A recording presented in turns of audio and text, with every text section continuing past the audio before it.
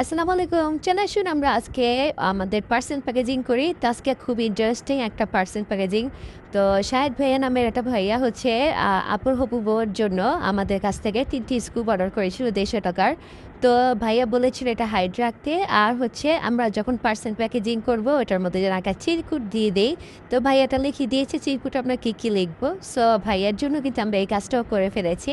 তো কারা এরকম চিরকুট দিতে চান প্রিয় মানুষকে গিফট করতে চান আমাদের কাছে অবশ্যই ইনবক্স করে ফেলবেন।